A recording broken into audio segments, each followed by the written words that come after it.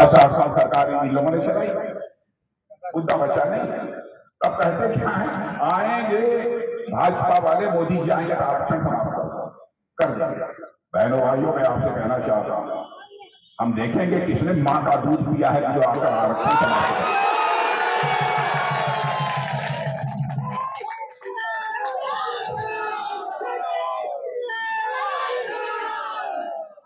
झारखंड को बनाने में हमारे आदिवासी बहनों भाइयों का जितना बड़ा योगदान है, उसको भारतीय जनता पार्टी किसी भी सूरत में भूल नहीं सकती।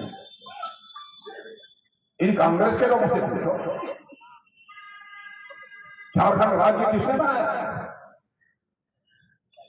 भारतीय जनता पार्टी के लोगों ने ही झारखंड राज्य बनाया है। आदरणीय अटल बिहारी वाजपेयी ने ही झारखंड राज्य बनाया। और ये लोग आकर हमारे आदिवासी भाइयों को गुमराह कर रहे हैं। भगवान बिरसा मुंडा को इन लोगों ने कभी पूछा नहीं। पहली बार भगवान बिरसा मुंडा के जन्मदिन 15 नवंबर को राष्ट्रीय स्तर पर जनजाति गौरव दिवस मनाने का फैसला किसी सरकार ने किया है तो हमारी सरकार ने किया है। मोदी जी के नेतृत्व में सरकार का है तो बोलो, डॉक्टर से बात कर रही है। आदिवासी समाज का जो योगदान है भारत की आजादी में, मैं जानता हूं सैकड़ों लोग जिन्होंने भारत माता के पैरों में पड़ी गुलामी की बेड़ियों को काटने के लिए हफ्ते हफ्ते फांसी के फंदे को सीने का बटन खोलकर इसी आदिवासी समाज ने लोगों की गोली की। और ये लोग हमारी आदिवासी बहन भाइयों को गुमराह करने की कोशिश करते हैं। ये कहां ले जाना चाहते हैं? बहनों भाइयों, आपका आरक्षण किसी भी सूरत में समाप्त नहीं होगा, मैं कहकर जा रहा हूं।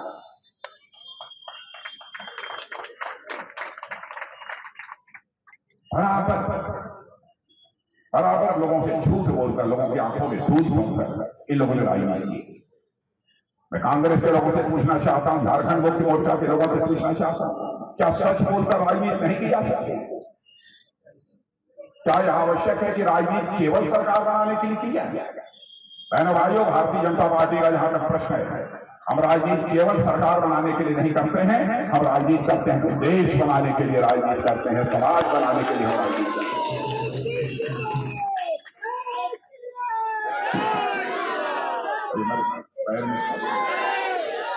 बहनों भाई, आप क्षमा करना, 7-8 दिन पहले आंध्र प्रदेश में एक सभा को संबोधित करने के बाद मैं नीचे आ रहा था तो थोड़ा सा मुझे चोट लग गई है पैर में, से खड़े होकर बोलने में कठिनाई है। यदि आप लोगों को इजाजत हो तो 5 मिनट में बैठ कर बोलें। आप बेटा 1 मिनट सुन लो। बीजेपी में मैं जानता हूँ बता रहा हूँ भ्रष्टाचार का जहां तक सवाल है, यह बताओ जब जब कांग्रेस की सरकार रही है उनके ऊपर भ्रष्टाचार के आरोप लगे हैं कि नहीं लगे हैं? पढ़े लिखे सारे जवान जानते हैं भ्रष्टाचार के आरोप लगे। यहां तक कि कांग्रेस की सरकार रहते हुए केंद्र में कांग्रेस की सरकार के मंत्रियों को जेल की हवा खानी पड़ी है। भारत के इतिहास में किसी भी राजनीतिक पार्टी के शासनकाल में ऐसा नहीं। तो मैं प्रेस के दोस्तों से भी कहना चाहता हूं, आप लोग बहुत जागरूक हैं, ठीक है, हमारी एक भी कोई बात गलत हो यहां पर तो आप अखबार के पन्नों पर लिख देना कि राजनाथ सिंह आए थे, गलत बोलकर गए, जनता को गुमराह किया। क्योंकि हमने जिंदगी में यदि राजनीति की है तो जनता को धोखा देकर राजनीति नहीं की है, जनता की आंखों में आंख डालकर राजनीति की है। इसलिए 10 साल का समय प्रधानमंत्री रहते हुए मोदी जी को गुजर गए। पहले भाइयों, ये कांग्रेस के लोग, झारखंड मुक्ति मोर्चा के लोग एक भी मोदी जी के ऊपर भ्रष्टाचार का आरोप नहीं लगा पाए, न उनके किसी मंत्री के ऊपर भ्रष्टाचार का आरोप। और हमारे यहां एक आदमी भी मंत्रिमंडल में भ्रष्टाचार करते हुए पाया जाएगा तो विश्वास रखना, उसका स्थान, उसका घर नहीं होगा, सरकार की जेल होगी। मेरे बहनों भाइयों, सरकार की जेल। झारखंड में हो गया, ये गरीबों का खून भी है। मंत्री के पीएस के पीए कहां भी गठिया की गठिया मिल जाएगी नौकर बताइए उनके सेवक को भी मिला 35 करोड़ और ये यहाँ सांसद ऐसे थे 300 करोड़ या 300 करोड़ आया कहां से मैं यह कहना चाहता हूं बहनों भाइयों इन लोगों ने आपका खून पिया है उसकी सजा इस चुनाव में दी जानी चाहिए। यह धनवानों से पैसे वालों से विश्वासघात नहीं है बल्कि मैं चाहता हूं झारखंड और देश के गरीबों के साथ धोखा विश्वास इसलिए मैं आप लोगों से कहना है इसका बदला लिया जाना चाहिए मेरे बदला लेंगे कि नहीं मैं आपसे पूछना चाहता हूं वोट के माध्यम से हमको बदला लेंगे और विश्वास रखिएगा सीता सोरेन जी जीत कर जाएंगे कि नहीं जीत कर जाएंगे तो जीत के जाएंगे यदि जीत के जाएंगे तो जब हाथ उठाकर सारे लोग एक बार ताली बजा दीजिए तो मैं मान लूंगा जीत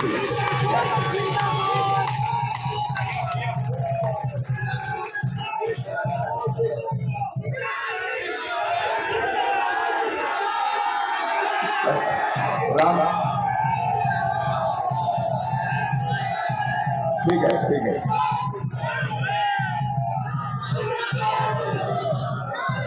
बहनों भाइयों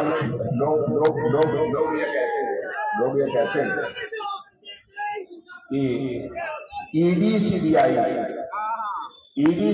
ये भारतीय जनता पार्टी की सरकार विरोधियों के खिलाफ जांच कराएगी।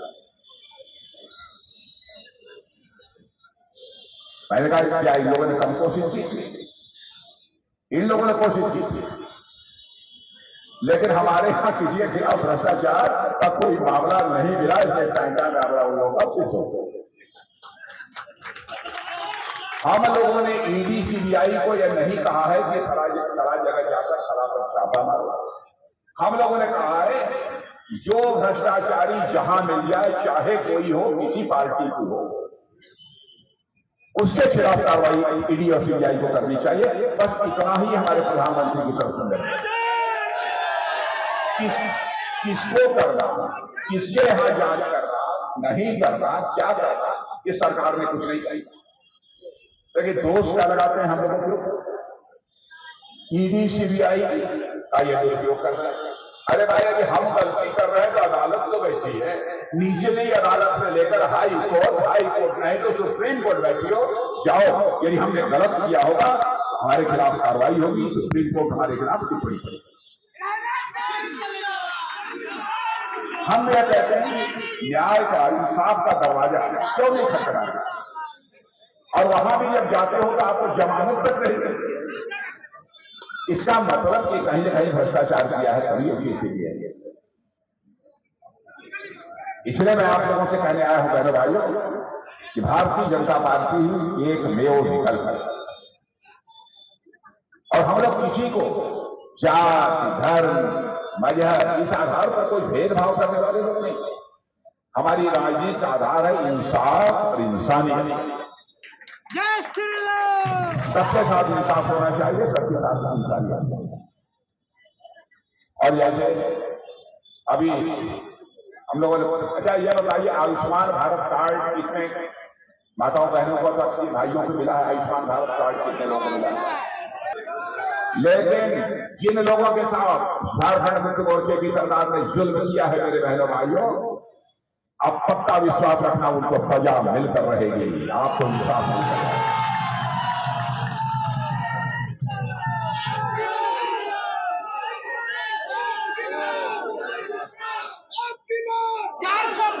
अब देश तेजी के साथ आगे बढ़ रहा है।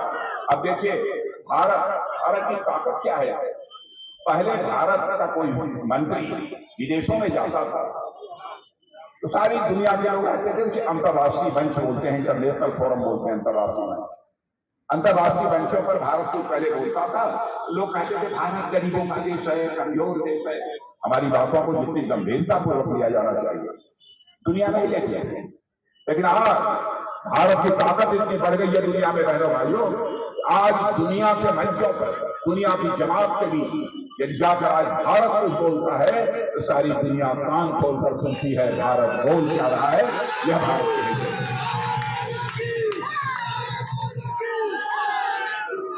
अब एक छोटी सी घटना बता, एक छोटी सी घटना आपको बता रहा हूं। क्या आपको मालूम है कि रूस और यूक्रेन के बीच लड़ाई चल रही है? कितने लोगों को मालूम है? कितने लोग हाथ उठाइए रूस और यूक्रेन की। अरे वाह, बहुत लोगों को मालूम। वाह, बहुत जागरूक हो गए हैं लोग, बहुत जागरूक हो गए हैं। आप सभी का अभिनंदन है। पहले भाइयों, दो साल से अधिक हो गया रूस और यूक्रेन दोनों देशों के बीच लड़ाई बराबर। जब लड़ाई शुरू हुई, रूस ने भी अपने 2 बम, गोले, मिसाइल सब दागा यूक्रेन के ऊपर शुरू किया, और यूक्रेन ने अपनी तरफ से रूस के ऊपर बम, गोले, मिसाइल तो यह सब डालना शुरू किया। हमारे भारत के रहने वाले लगभग 28-30 हजार बच्चे वहां पढ़ाई करते थे यूक्रेन में। उनके माता पिता जो भारत में रहते तो बहुत परेशान हुए, क्या होगा हमारे बच्चों, कहीं कोई मिसाइल आकर गिर गई, कोई बम गिर गया, हमारे बच्चों की जिंदगी खतरे में पड़ जाएगी। तो उनके माता पिता हमारे प्रधानमंत्री जी से मिले, एक प्रतिनिधिमंडल मिला और कहा, मोदी जी चाहे जैसे भी हो, भले ही रूस और यूक्रेन की लड़ाई चल रही हो, आप हमारे बच्चों को यूक्रेन से बाहर निकालिए और भारत ले। मेरे भाइयों, कितना कठिन काम था, लेकिन मोदी जी ने तुरंत रूस के राष्ट्रपति मिस्टर पुतिन से बात की और साथ ही यूक्रेन के राष्ट्रपति मिस्टर जेलेंस्की से बात की। दोनों राष्ट्रपतियों से बात करने के बाद जानते हैं, दोनों राष्ट्रपतियों ने हमारे प्रधानमंत्री का ऐसा सम्मान किया कि 4.5 घंटे के लिए रूस और यूक्रेन का युद्ध रुक गया और हमारे 22,000 बच्चे यूक्रेन की जनता भारत।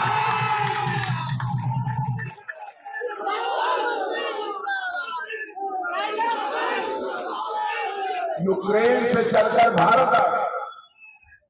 क्या कभी आप कल्पना कर सकते हैं ऐसा भी भारत हो? मोदी है तो मुमकिन है। और मेरे भाइयों, लोग कहते हैं भाजपा के बारे में, हिंदू मुसलमान के भेदभाव करने वाली, किसी से हम भेदभाव नहीं। जिसका उत्थान नहीं हुआ, जिसका विकास नहीं हुआ है, उसका उत्थान और विकास करना यह हमारी प्रार्थना है।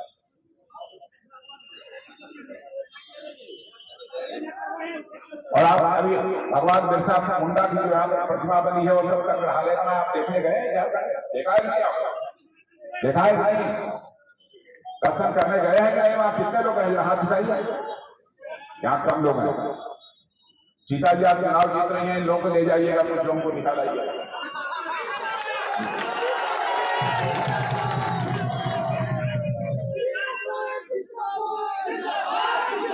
अब देखो, हमारी सरकार का जहां तक प्रश्न है, हम लोग कोई भेदभाव किसी के साथ नहीं करते मेरे भाई।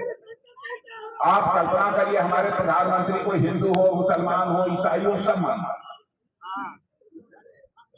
अभी अरब के 5 देशों ने, मुस्लिम देशों ने, उनके यहां का जो सबसे बड़ा सम्मान होता था, उस सबसे बड़े सम्मान से दुनिया में किसी प्रधानमंत्री को सम्मानित किया है तो हमारे प्रधानमंत्री नरेंद्र मोदी को।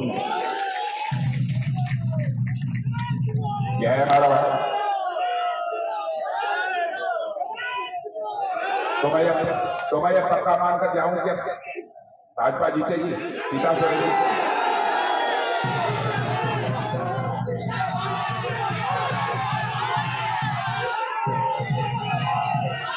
अरे क्या बताएं मेरे भाइयों, झारखंड का मस्तक पीछा हुआ है। जिस समय इस बात की जानकारी मिली, एक मिनट, जिस समय इस बात की जानकारी मिली, झारखंड के मुख्यमंत्री 24 घंटे से लापता। मैं भी मुख्यमंत्री रहा हूं उत्तर प्रदेश का, लंबे समय से राजनीतिक क्षेत्र में काम कर रहा हूं। पहले भाइयों, अपने जीवन में मैंने नहीं सुना था कि कोई मुख्यमंत्री लापता हो था 24 घंटे में।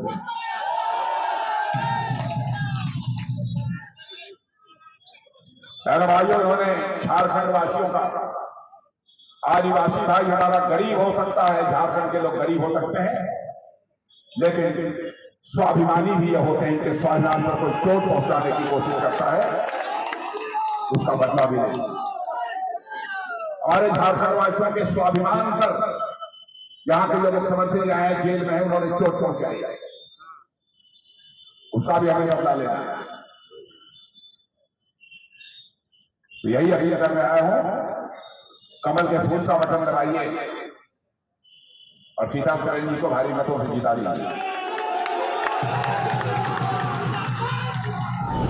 भारत के रक्षा मंत्री राजनाथ सिंह आज दुमका के यज्ञ मैदान पहुंचे, जहां पर सीता सोरेन के नामांकन के बाद उन्हें एक सभा को संबोधित किया। उन्होंने नरेंद्र मोदी के कार्यों को लोगों को बताया, साथ ही सीता सोरेन के पक्ष में मतदान करने की अपील भी की। उन्होंने कहा कि भारत को एक मुकाम तक पहुंचाने वाले नरेंद्र भाई मोदी ही एक ऐसा प्रधानमंत्री है जहां भारत को सिर्फ भारत में नहीं बल्कि विश्व में एक सम्मान दिया है।